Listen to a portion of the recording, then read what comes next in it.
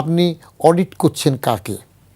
যারা রিটার্ন দিচ্ছে তাকে, যারা বারবার ট্যাক্স দিচ্ছে তাকে আপনি হয়রানি করছেন, তাকে ধরতেছেন কেমন। কিন্তু যে টোটাল ট্যাক্সই দিচ্ছে না, সে কিন্তু ধরাছোঁয়ার বাইরেই থাকছে, তাকে তো আপনি আনতে পারতেছেন না। এবং কোনো সরকার চায় না। তিনউদ্দিনের সরকারও তো আমাকেই অ্যালাউ করলো না। আমি একটা জরিপ শুরু করতে চাইছিলাম প্রাথমিকভাবে, ধানমন্ডি, গুলশান, বনানী, উত্তরা, এরকম পোশ এরিয়াগুলোর থেকে হাউস টু হাউস সার্ভে।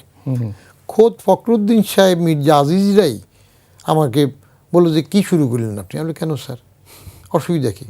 মানুষ ভয় পেয়ে যাবে। আমি কেন ভয় পাবে? আমি তো রেডিও, টেলিভিশন, পত্রিকাতে আগে দিয়ে অ্যানাউন্স করব।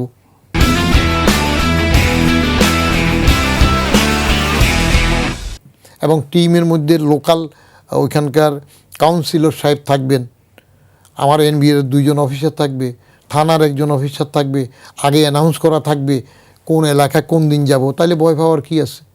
আমার লোকজন সাথে টিআইএন নাম্বার নিয়ে যাবে। বাসা ভাড়াটা হিসাব করলেই তো আপনার ঢাকাতে প্রচুর টিআইএন এসে যাবে। তখন ধানমন্ডিতে 2 রুমের ছোট্ট একটা বাসাও তো 20,000 টাকার বেশি।